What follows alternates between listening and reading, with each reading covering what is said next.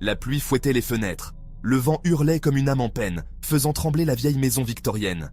À l'intérieur, les ombres dansèrent de façon menaçante à la lueur vacillante des bougies. Je ne peux pas me débarrasser de ce sentiment, Mary.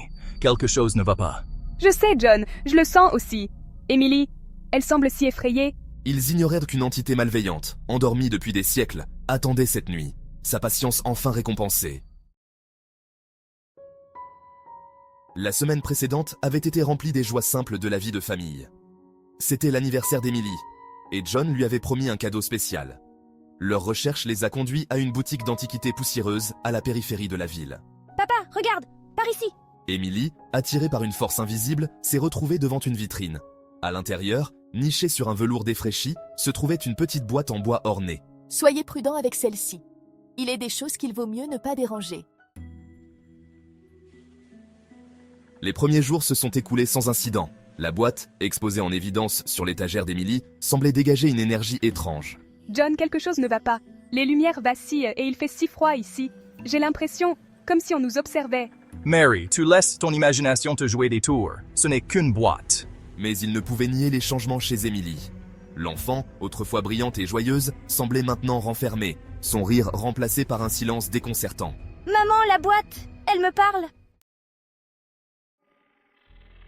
Les événements étranges s'intensifièrent au fil des jours. Des murmures semblaient émaner des murs, chuchotant le nom d'Emily. Des objets se déplacèrent d'eux-mêmes, leur glaçant le sang. Un soir, alors que John était assis en train de lire, un livre traversa la pièce en volant, s'écrasant contre le mur à quelques centimètres de sa tête. Cela ne peut pas arriver. C'est impossible. La peur, froide et aiguë, transperça le scepticisme de John. Désespéré, John essaya de se débarrasser de la boîte, de la jeter, de la brûler. Mais chaque tentative se heurtait à une résistance farouche. Nous devons trouver un moyen d'arrêter ça. On ne peut pas la laisser la prendre. Une nuit, Mary fut réveillée par un cri à glacer le sang. Se précipitant dans la chambre d'Emily, elle trouva sa fille assise droite dans son lit, les yeux grands ouverts et vides, son petit corps secoué de tremblements contre nature. Il arrive, halta Emily, sa voix une parodie grotesque de sa douceur passée. Il vient te chercher. John, le visage blême de terreur, ne put que regarder, impuissant, sa fille, sa petite fille, être consumée par les ténèbres qui avaient envahi leur foyer. La transformation d'Emily fut rapide et terrifiante. Sa peau prit une pâleur anormale, ses yeux prirent une teinte laiteuse effrayante, et son doux sourire fut remplacé par un rictus glacial et malveillant. La peur céda la place à un instinct de survie primale. Chaque goutte de pluie qui frappait le pare-brise semblait marteler leur angoisse, mais ils ne pouvaient pas se permettre de céder à la panique. Nous ne pouvons pas rester ici plus longtemps. Cette maison, elle nous dévore vivants. Nous devons partir maintenant, avant qu'il ne soit trop tard. John, le cœur battant à tout rompre, savait qu'il ne pouvait pas rester plus longtemps dans cette maison. Chaque seconde passée là-bas était une seconde de trop, une seconde de plus à risquer leur vie. Prenant sa fille possédée dans ses bras, il entraîna Mary hors de la maison et dans la voiture. La pluie battante et le vent hurlant rendaient un chaque pas difficile, mais ils ne pouvaient pas s'arrêter. John, dépêche-toi! La tempête empire. Nous devons mettre le plus de distance possible entre nous et cette maison maudite. La pluie s'était intensifiée. Le vent hurlait comme un démon, comme si les éléments eux-mêmes conspiraient contre eux. Chaque éclair illuminait brièvement la route devant eux, révélant les dangers cachés par l'obscurité.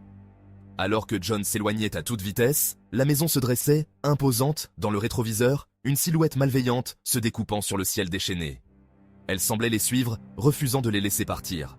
Je peux sentir sa rage. Ce n'est pas fini. Elle ne nous laissera jamais en paix. Nous devons trouver un endroit sûr, loin de son emprise. Ils roulèrent toute la nuit, la tempête faisant rage autour d'eux, manifestation physique du tumulte qui s'était emparé de leur vie. Chaque kilomètre parcouru était une victoire contre la terreur qui les poursuivait, mais ils savaient que le chemin vers la sécurité serait long et ardu. John, poussé par le désespoir et guidé par un vieux livre en lambeaux trouvé dans le grenier, alla trouver un prêtre reclus, le père Michael, un homme qui avait consacré sa vie à combattre les forces des ténèbres. Père Michael, nous avons besoin de votre aide. C'est notre fille. Elle est possédée. Le père Michael, le visage marqué par des années de lutte contre des maux invisibles, reconnut les signes d'une puissante présence démoniaque. Ce n'est pas une possession ordinaire. Il faut agir vite. Le rituel fut long et ardu, rempli d'incantations anciennes et de l'odeur âcre de l'encens. S'il vous plaît, sauvez-la. Emily se débattait et se tortillait, sa forme possédée résistant à leurs efforts. Tiens bon, Emily, nous sommes là. Le rituel atteignit son apogée. Les chants s'élevaient, les flammes des bougies dansaient, et l'atmosphère était chargée d'une tension palpable. L'air crépita d'énergie, et une lumière aveuglante remplit la pièce. Les murs semblaient vibrer sous l'intensité de la force libérée. Emily, reste avec nous. Ne nous quitte pas maintenant. Nous sommes si proches. John, se protégeant les yeux, put entendre le cri de l'entité, un son de rage et d'agonie pure. Puis, le silence. Un silence lourd et oppressant. Emily était immobile, sa respiration faible mais régulière. Son corps semblait fragile, mais elle était en vie. Ses yeux, n'étant plus obscurcis par la présence de l'entité, s'ouvrirent, emplis de confusion et de peur. Elle regarda autour d'elle, cherchant des visages familiers. Emily, c'est bien toi? Dis quelque chose, s'il te plaît. Pendant un bref et éclatant instant, l'espoir naquit dans le cœur de John. Il croyait que tout était enfin terminé. Il avait récupéré sa fille. Le cauchemar était terminé. Ou du moins, c'est ce qu'il pensait. On a réussi. On a vraiment réussi. Les larmes de joie coulaient. Les étreintes étaient insincères.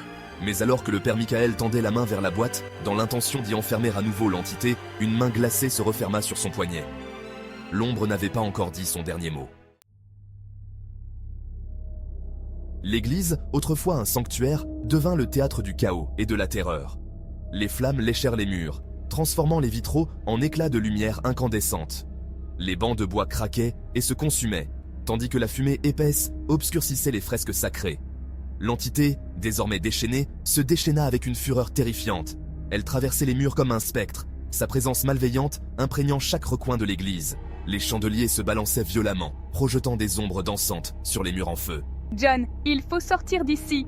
La panique dans sa voix était palpable, chaque mot chargé de désespoir et de terreur. Elle agrippa le bras de John, ses yeux écarquillés par la peur. John et Mary, leurs cris résonnant dans les salles sacrées, ne purent que regarder avec horreur le père Michael, son crucifix brisé, être englouti par une vague de feu impie. Le prêtre, autrefois symbole de foi et de protection, était maintenant une silhouette tragique, consumée par les flammes. Non, Père Michael! Le cri déchirant de John résonna dans l'église, un écho de douleur et de perte. Fuyant l'église en flammes, John et Mary disparurent dans la nuit, à jamais marqués par les horreurs dont ils avaient été témoins. Leurs pas précipités résonnaient sur le pavé, chaque souffle court rappelant la terreur qu'ils laissaient derrière eux. La boîte en bois ornée gisait abandonnée sur le sol de l'église, son couvercle légèrement entrouvert. À l'intérieur, des secrets anciens et des malédictions oubliées attendèrent d'être libérés. À l'intérieur, un rire profond et malveillant résonnait, rappelant de façon effrayante que la malédiction était loin d'être terminée. Ce rire sinistre semblait provenir des profondeurs même de l'enfer, une promesse de terreur à venir.